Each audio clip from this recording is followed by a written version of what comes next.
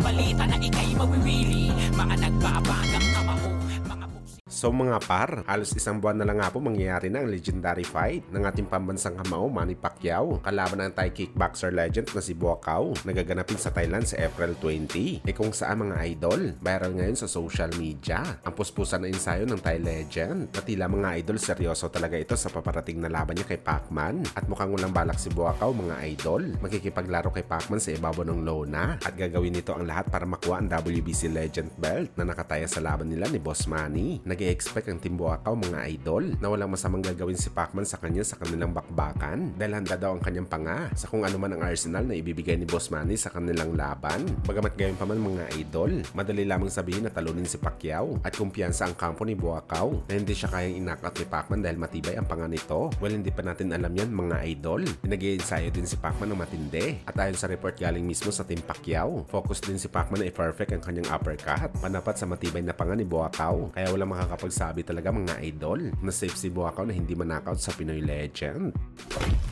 Samantala, Pinoy super middleweight superstar na si Yumir Felix Marshall magpapakitang gilas paparating na March 23 dito sa atin sa Pilipinas. Kalaban si Theodsak Sinam ng Thailand. Nagaganapin sa Ninoy Aquino Stadium sa Malate, Manila. Bali magsisilbing homecoming fight ito mga idol para kay Marshall. At preparasyon na rin ito ni Marshall sa pagsabak nito sa Paris 2024 Olympics. Matapos makakuha ng slot noong Asian Games kung saan umuwi si Marshall sa Pilipinas na isang silver medalist sa Asian Games. Kaya suportahan natin mga idol si Marshall sa kanyang pro fight dito sa Pinas. Paniguradong ang laban na to ay magbibigay sa kanya ng mataas na ranking sa super middleweight para mapalaban sa world title fight. At higit sa lahat mga idol, suportahan na rin natin si Marshall sa kanyang journey sa Olympics para makuha nito ang kauna-unahang gold medal sa Philippine boxing. Kung nung una nabigo si Marshall na makuha ang ginto at bronze lamang ang kanyang naidala sa Pinas. Pero sa ngayon mga idol, na maganda ang pinapakita nito sa professional sa nakalipas na taon na siya talagang magbibigay ng malaking advantage sa Pinoy prospect. Malaki ang tiwala natin mga idol na may uwi talaga ni Marshall ang Olympic gold para sa Pilipinas.